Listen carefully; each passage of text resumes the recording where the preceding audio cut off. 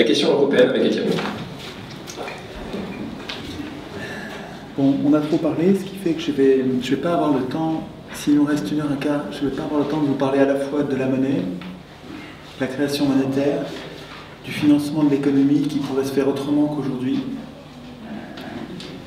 et en même temps vous parler de démocratie et de qu'est-ce qu'on peut faire aujourd'hui.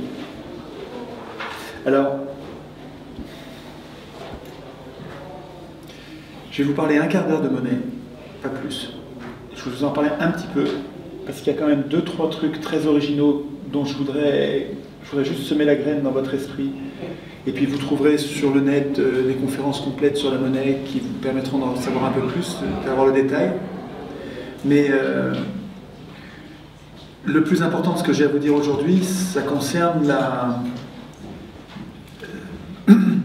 la cause des causes, les régimes dans lesquels on vit et que nous défendons nous-mêmes. Nous défendons nos pires ennemis. Nous défendons nous-mêmes la procédure qui est la porte de notre prison politique. Alors c'est quand même ça, je voudrais vous parler de ça prioritairement, c'est-à-dire que bon, j'ai plein de sujets de conversation, mais celui-là c'est vraiment, si je vois que j'ai pas beaucoup de temps, je vais vous parler de ça surtout. Alors, sur la monnaie. Bon, en plus on en a déjà parlé un petit peu, donc j'aurais pas besoin de revenir sur l'abandon de la création monétaire, parce qu'on en a déjà parlé. Je voudrais quand même insister sur un point, si vous voulez. Normalement, ce que j'ai à vous dire sur la création monétaire n'est pas vraiment spécifique. Il y a plusieurs autres résistants, comme André-Jacques Holbeck. André-Jacques Holbeck, qui a écrit 2 bouquins que vous devriez connaître. Un qui m'a fait la gentillesse de préfacer, j'étais très content, je trouve que c'est un super bouquin, j'étais très fier de préfacer ce bouquin-là, c'est un bon livre qui s'appelle « La dette publique, une affaire rentable ». C'est exactement notre problème. Notre problème, c'est que la dette publique n'est pas une catastrophe pour tout le monde, c'est une aubaine pour ceux qui ont pris le contrôle du pouvoir politique. Pour les puissants économiques qui ont pris le contrôle du pouvoir politique, pour eux c'est une merveille la dette publique. Il faut comprendre ça, la dette publique et la crise entre guillemets, c'est pas une crise pour tout le monde, c'est pas une catastrophe pour tout le monde. Et donc, si on veut comprendre la cause des problèmes, la véritable cause, je pense que ce livre sur la dette publique, il y a une 2e édition qui est sortie, donc actualisée, qui est, je pense que c'est un petit livre, très bien écrit, je trouve. Vous aurez bien compris l'articulation entre la création monétaire et la dette en ayant lu ce livre. Et puis il en a fait un autre qui vient de sortir, qui s'appelle Une monnaie nationale complémentaire, et qui est une proposition là où après avoir décrit ce qui ne va pas dans le système, il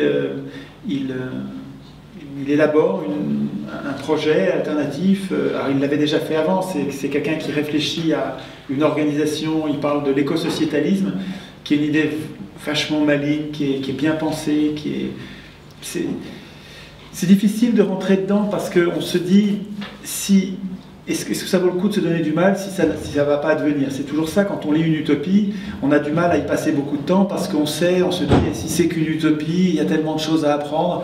Et pourtant, elle est bien son utopie, elle peut fonctionner, il a une façon de penser une autre monnaie qui est tout à fait intéressante, vraiment tout à fait intéressante, qui permettrait de ne pas manquer de monnaie.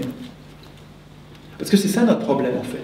Alors, je vais essayer sur le plan de la monnaie, tu me dis quand j'arrive au bout d'un quart d'heure, s'il te plaît, comme ça je me force à ne pas dépasser, je n'ai pas de montre. Je vais essayer, sur la monnaie, de vous dire ce que je considère comme spécifique par rapport à tous les autres résistants. Parce que ce que disent les autres résistants, je sais qu'il y a plus de chances que vous le rencontriez un peu partout. Et donc, si je vous le dis pas moi, c'est pas grave. Vous rencontrerez des idées ailleurs. Par contre, il y a quelques aspects qui ne sont pas très bien défendus par les résistants sur la monnaie et sur lesquels je voudrais attirer votre attention. Alors, je vais pas pouvoir vous le démontrer, parce que ça prend un peu de temps, mais le mécanisme actuel de création monétaire repose sur le crédit. La monnaie que nous utilisons, pratiquement toute la monnaie que nous utilisons, 90% de la monnaie que nous utilisons, c'est presque toute la monnaie, c'est de la monnaie qui est apparue à l'occasion d'un crédit et qui va disparaître au moment du remboursement. Donc il y a une espèce de respiration de chaque unité monétaire. L'euro qui arrive sur votre compte, là, il n'arrive pas forcément parce que vous l'empruntez, mais c'est quelqu'un qui l'a emprunté et qui a permis à cet euro d'apparaître, et cet euro va disparaître, cet euro scriptural, celui qui a sur nos comptes la monnaie scripturale, là, il va disparaître quand il sera remboursé. Quand moi, banque, je prête de l'argent, j'ai un bilan avec un actif et un passif. Il y a ce que les gens me doivent et ce que moi je dois. Et ce que moi je dois à la banque, c'est la monnaie. Ce chiffre que moi, banque, j'ai le droit d'écrire en disant « Oui, Tartampion qui venait me voir, oui, oui, vous voulez 100 000 euros, il n'y a pas de problème, je vous les crée. » Clac, je crée. Ce pouvoir que moi j'ai, banque, de créer ce 100 000 d'un côté dans mes comptes. Une autre entreprise le fait, ça ne marche pas. C'est parce que je suis banque que ça marche. Quand je suis banque, quand j'écris 100 000 du côté de mon passif, c'est-à-dire de mes dettes de banque, moi, BNP, je dois à Tartampion 100 000, c'est reconnu par toute la société comme libérant des échanges. Ça va libérer, ça va permettre de libérer de sa dette. C'est-à-dire que si j'ai cet argent sur mon compte, ça va me permettre de payer mes fournisseurs, de payer... Parce que c'est la BNP qui a créé ce chiffre du côté droit de son bilan. Il faut se rendre compte du pouvoir de création qu'il a là. Et donc, quand la banque crée 100 000 en disant « Oui, Tartampion, oui, je vous dois 100 000 », elle crée de la monnaie. Mais elle ne peut pas le faire sans rien, elle peut le faire parce qu'il y a quelqu'un qui vient et qui va lui rembourser. Elle l'évalue, elle dit « Oui, il va me rembourser, donc je lui prête. Oui, je vous dois 100 000 et vous me devez 100 000. » C'est ça que fait la banque quand elle crée la monnaie, quand elle prête. Le moment du crédit, il y a deux dettes qui apparaissent. Ce que la banque, c'est un tout petit peu de compta, mais c'est de la compta super simple, n'importe quel citoyen peut comprendre ça. Il y a tout ce que les gens me doivent d'un côté de mon bilan, et il y a tout ce que je dois de l'autre côté de mon bilan. Et quand je suis banque, ce que je dois, c'est de la monnaie. Tout ce qu'il y a du côté droit de mon bilan, c'est de la monnaie. Le côté droit du bilan de la BNP, c'est 2000 milliards. La BNP doit 2000 milliards à l'économie française. C'est son encours. C'est la monnaie qui a été créée par la BNP. Et alors là-dessus, quand la BNP crée 100 000, clac, il y a 100 000 qui apparaissent du côté de son bilan, et elle le fait parce que le Tartampion lui doit 100 000. Et à chaque fois que Tartampion va rembourser, 10 000, 10 000, 10 000, 10 000, 10 000, 10 000, 10 000, 10 000, et une fois qu'il a remboursé, l'argent a disparu. Si nous remboursions nos dettes, si tout le monde remboursait ses dettes aujourd'hui, de façon anticipée, il n'y aurait plus de monnaie du tout. Enfin, il resterait les 10% de monnaie fiduciaire, c'est-à-dire les billets, les pièces. Toute la monnaie scripturale disparaîtrait, puisque toute la monnaie scripturale naît avec ce mécanisme que les citoyens devraient connaître.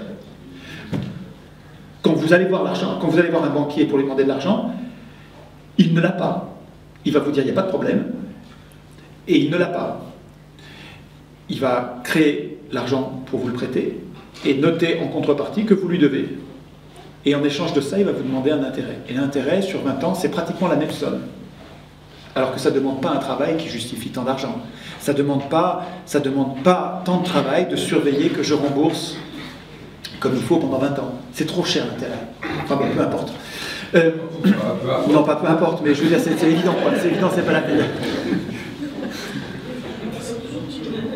Non, ce sur quoi je voudrais attirer votre attention, c'est le lien entre ça et le chômage.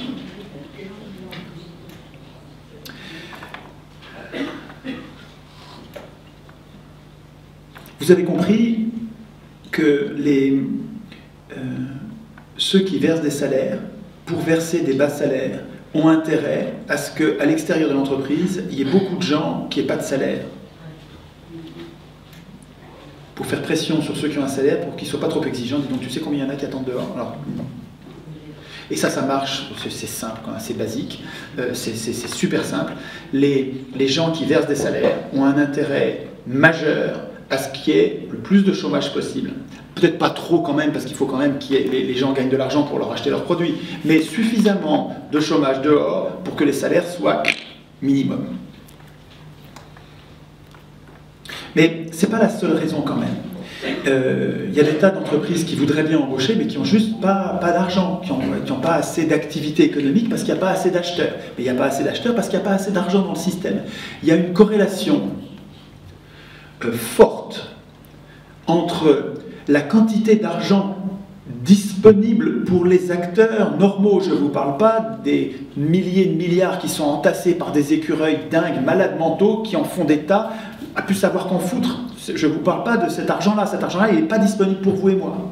Je vous parle de l'argent disponible entre nous. Cet argent-là, la quantité d'argent qu'il y a disponible entre nous, détermine le chômage ou le plein emploi, en large partie.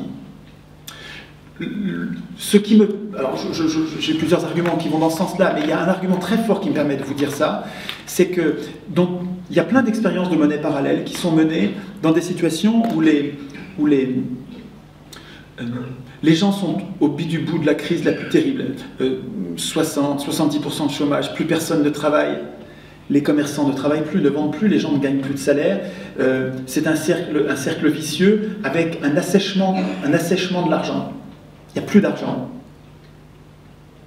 Et dans les expériences de monnaie parallèle, arrivées dans ces extrémités, les communes, ça se passe au niveau local très souvent, les communes s'emparent du problème monétaire et se mettent à créer des signes monétaires. Ils créent des monnaies qui ne sont pas la monnaie de la banque centrale, qui ne sont pas de la grande échelle. Ils créent des monnaies locales pour sortir de l'enfer. Et donc ils commencent à créer des bouts de papier, peu importe, des bouts de papier qui ont différentes formes suivant les expériences. Il y a plein d'expériences de monnaie parallèle. Et au début, les commerçants, il y a des commerçants qui se méfient, qui ne veulent pas de cette fausse monnaie, puis ils la prennent comme ça. Et puis il y a des commerçants qui jouent le jeu. Et donc la commune paye ses salariés, paye les gens qui entretiennent les routes, les services sociaux.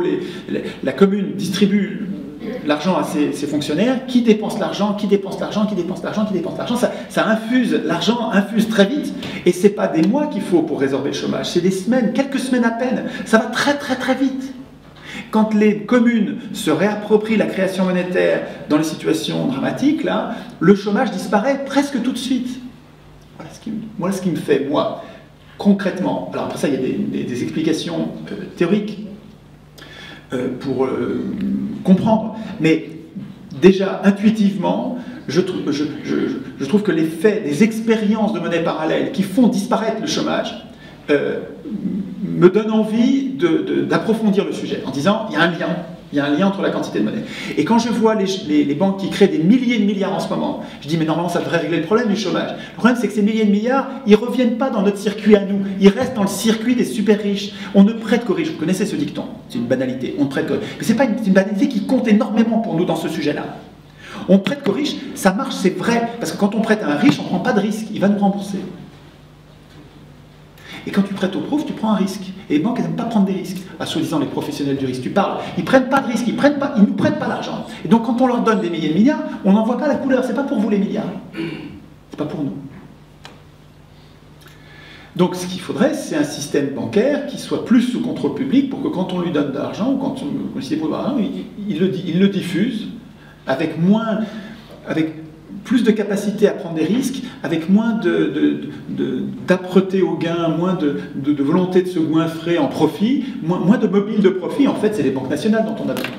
Il a raison, Frédéric Lordon, quand il dit bon, ben, la prochaine fois qu'on va aider les banques, il faut en prendre le contrôle, il faut les nationaliser. Et puis comme leur cours se sera effondré, on va les acheter à zéro. Comme ça, on ne va pas se ruiner à acheter les banques. Il a raison.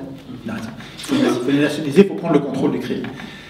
Il faut prendre le contrôle du crédit, et quand on va se débrouiller pour que dans notre corps social, il y ait suffisamment de signes monétaires, vous verrez que le chômage disparaîtra.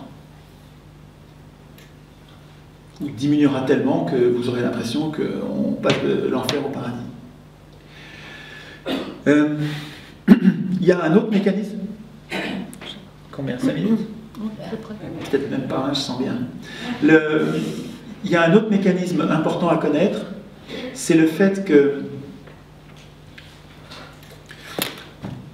quand on a compris comment ça marche la création monétaire, vous venez voir un banquier, il crée l'argent, vous lui remboursez, il détruit l'argent. Il suffit pas, c'est pas le banquier tout seul qui crée l'argent, c'est le banquier avec un gars en face qui veut et qui peut rembourser. Parce que si le gars ne rembourse pas, le gars il emprunte en 100 000, 100 000, et puis le gars il meurt ou bien il fait faillite, il ne peut plus rembourser. Je suis banque, lui, ma contrepartie a fichu le camp, et je suis là avec ma dette, mais j'ai plus de contrepartie, et j'ai pas le droit de faire ça. Hein. Donc le banquier, si ça m'arrive, c'est une cata, il faut que j'aille prendre dans un autre compte qui est le compte de résultat, qui est le compte de l'argent que je gagne. Alors c'est mon bel argent à moi banquier, et là je suis obligé de prendre sur mes profits, pour venir faire moi la contrepartie du bonhomme qui vient de me claquer dans les pattes.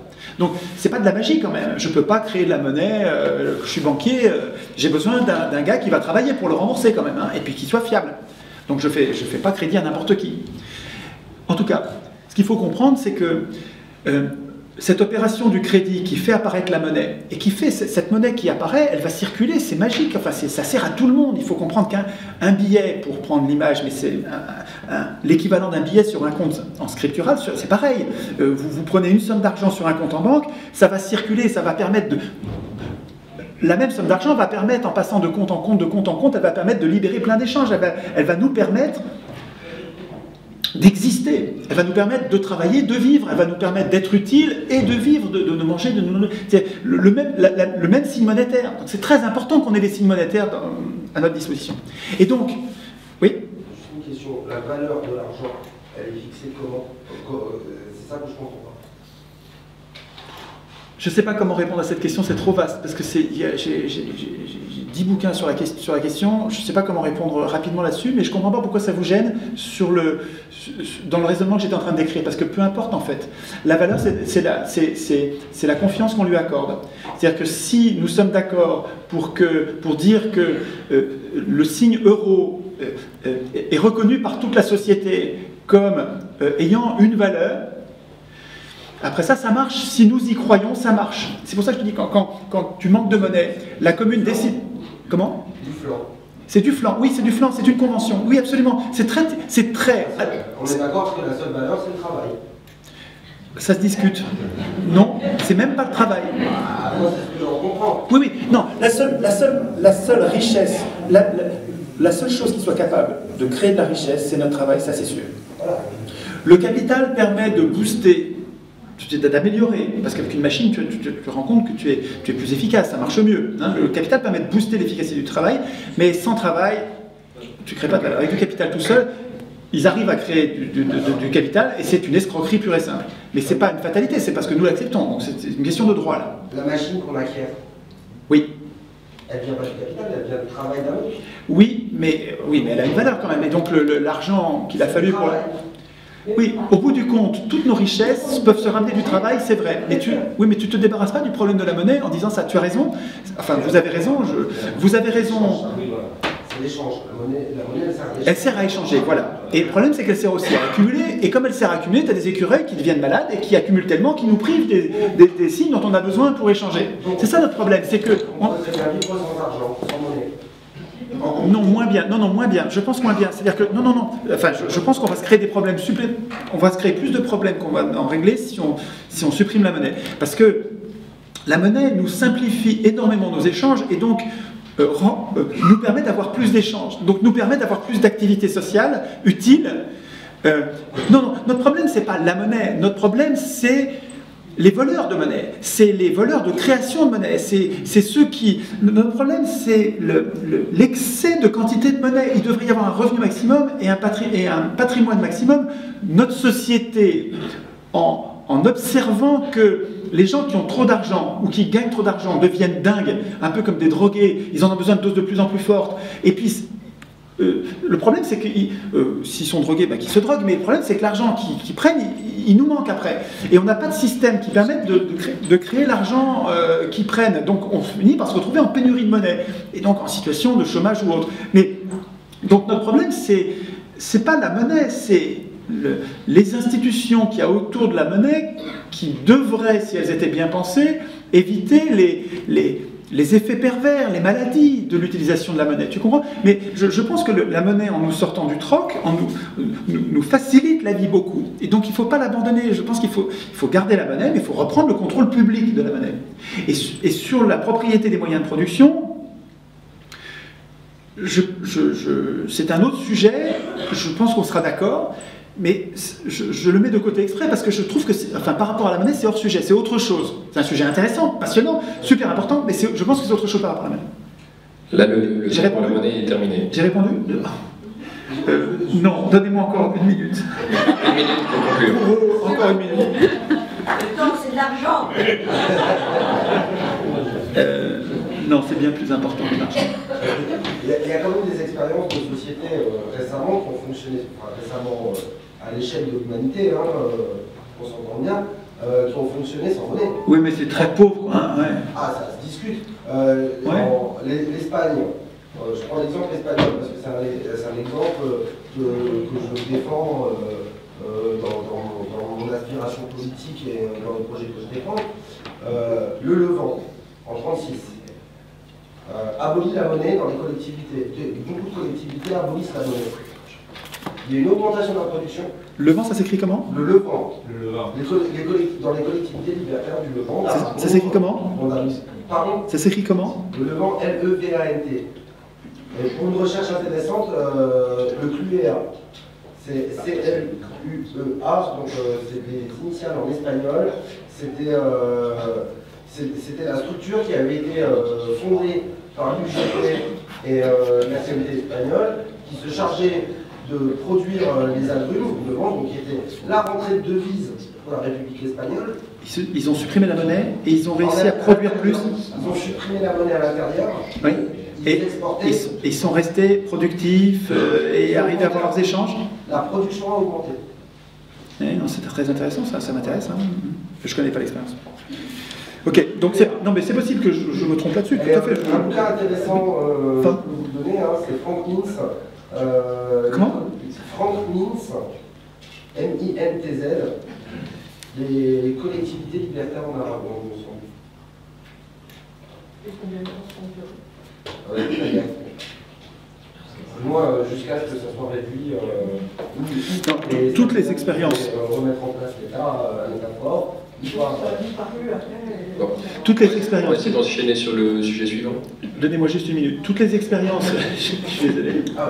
Toutes les expériences d'autonomie monétaire sont je ne connais pas d'expérience où ce soit pas passionnant. Donc c'est vraiment, nous devrions être des experts sur le sujet. Nous ne devrions pas nous laisser enfumer par les experts, nous devrions tous être experts là-dessus. Juste un mot pour dire, deux mots, pour dire la façon dont nous créons la monnaie dépend de notre humeur, nous fait dépendre de notre humeur. Quand nous sommes de bonne humeur, nous sommes très moutonniers et tout va bien, nous sommes euphoriques. Nous empruntons et on nous prête facilement et tout va bien, comme les périodes d'euphorie qu'il y a juste avant les crises, vous savez, où tout va bien, on emprunte, les banques prêtent et les gens empruntent et quand on va voir la banque, elle fait aucune difficulté, elle vous prête, et ça c'est une situation d'euphorie qui crée trop d'argent. Trop d'argent prend trop de risques. C'est pas le plus grave. Le plus grave c'est quand ça s'inverse. Vous avez un pépin immobilier qui fait que, de façon conjoncturelle, le marché se retourne. Le marché se retourne, les gens se mettent à avoir peur parce qu'ils savent que ça monte depuis trop longtemps, trop vite, et qu'ils savent que les arbres ne poussent pas jusqu'au ciel. Et ils se retournent, ils deviennent pessimistes. Pessimistes, ça veut dire c'est le contraire. Ils se mettent à avoir peur de l'avenir, ils empruntent moins, ils vont moins à la banque pour emprunter parce qu'ils n'ont pas envie de prendre de risques. Puis de toute façon, les banques, elles ne leur prêtent pas parce qu'elles aussi sont pessimistes, elles se mettent à prêter de moins en moins. Attendez. Les gens viennent moins emprunter et les banques prêtent de moins en moins, mais attendez, la baignoire elle se remplissait comme ça, elle se remplissait avec les crédits, mais elle continue, donc elle s'arrête de se remplir parce que notre ambiance est mauvaise, nous devenons pessimistes, elle s'arrête de se remplir, mais attends, elle se continue à se vider parce que les plans, les échéanciers de remboursement de tous les prêts, parce que vous vous souvenez que la monnaie c'est tous les prêts nouveaux qui arrivent et puis tous les prêts qui se remboursent avec la baignoire qui se vide, mais quand vous avez un renversement de l'humeur et que nous devenons pessimistes, commençons à avoir peur de l'avenir et nous empruntons moins, la baignoire arrête de se remplir, mais elle continue à se vider suivant un échéancier fixé à l'avance. Et là, vous avez la quantité de monnaie qui diminue. Mais là, c'est comme le sang dans un organisme, ça va très vite, très mal. Et très vite, on voit apparaître du chômage.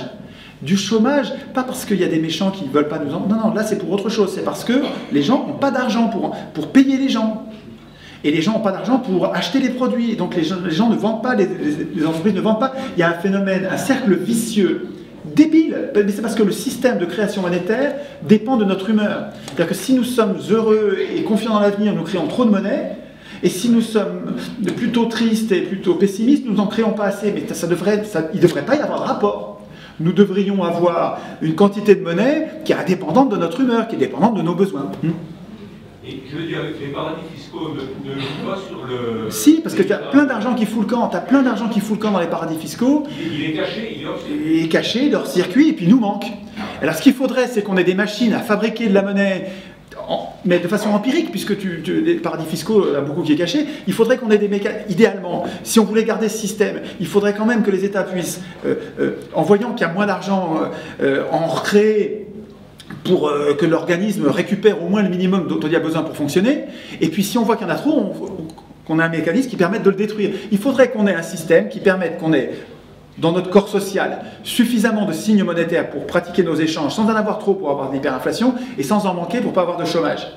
Et le système actuel, où tout repose dans les mains des banques privées, avec des contrôles publics qui sont fantomatiques, qui sont très insuffisants, on dirait qu'on a de quoi... On dirait qu'on a laissé à l'État des outils tellement mauvais que c'est comme si on dirigeait un bateau, non pas avec un gouvernail, mais en se penchant d'un côté en espérant que ça va tourner à gauche, le dériveur, là, ou en se penchant à droite pour vérifier. C'est très insuffisant, rendez-lui son gouvernail, quoi. Rendez-lui les outils qui permettent de décider de la quantité de monnaie qu'il y a dans.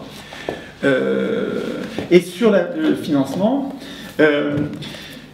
le problème de la monnaie, c'est un problème de financement de l'économie. Nous avons un problème pour financer correctement l'économie. Nous sommes dans les pattes de ceux qui ont beaucoup d'argent. Et pour financer nos besoins, nous avons besoin de l'argent des riches. Enfin, de l'argent de ceux qui ont de l'argent. Il y a un gars que vous avez peut-être reçu ici, qui est un gars vraiment formidable. Il s'appelle Bernard Friot. Il a écrit un bouquin qui s'appelle L'enjeu des retraites. Alors, ça ne m'étonne pas que ce soit chez vous, parce qu'il a beaucoup tourné. Si vous ne le connaissez pas, il faut le découvrir. C'est tout à fait lié à ce que je vous dis. Ce gars-là... nous invite à voir l'expérience réussie de financement autonome par les citoyens sans État et sans l'argent des riches, donc sans payer d'intérêt, sans aucun déficit, jamais, un système insubmersible, l'expérience réussie des retraites où les citoyens s'organisent pour financer leurs besoins entre eux. C'est très profondément révolutionnaire et très pacifique. Hein. Il n'y a pas de guerre là. Juste, il y a une prise de conscience. Le MEDEF, dans les années 90, a décidé, je fais vite parce que je n'ai pas le temps, mais a décidé de geler l'augmentation des taux des cotisations patronales, ce qui consiste littéralement à crever la coque du navire insubmersible avec un foret, alors que c'était une belle coque dure avec plusieurs couches. C'était increvable. Il était insubmersible, le système des retraites fabriqué par nos parents.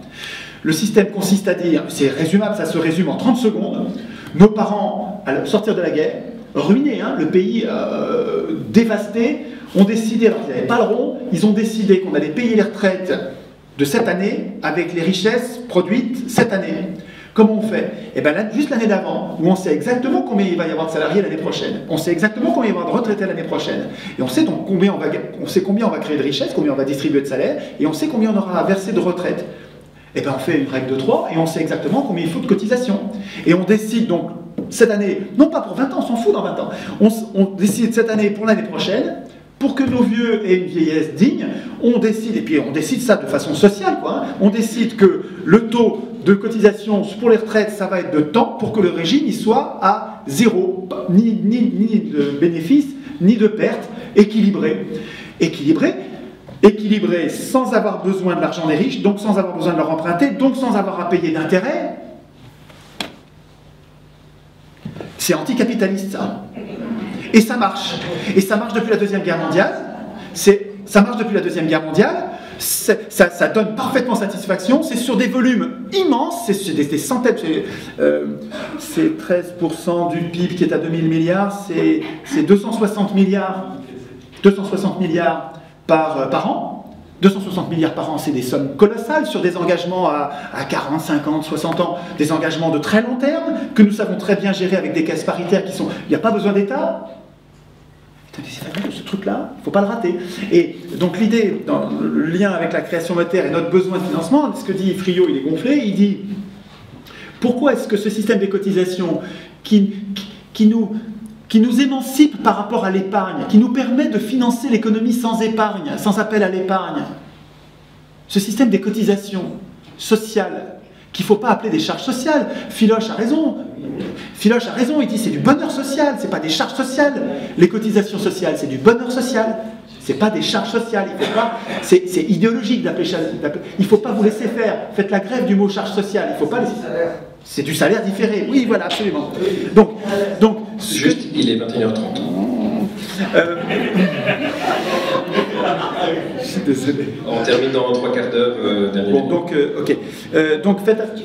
Laissez, Après, pour ranger la salle. bon, allez voir les vidéos sur la monnaie. Il y a une vidéo de Marseille qui tourne beaucoup sur la monnaie et vous en aurez plus. Bon, je passe à la démocratie. Qu'est-ce qu'on peut faire? Ça, c'est super important. C'est super important. C'est le plus important. Alors, 3 quarts d'heure, c'est pas beaucoup. On fera tous ensemble le ménage, on nettoiera. Alors, je vais vous distribuer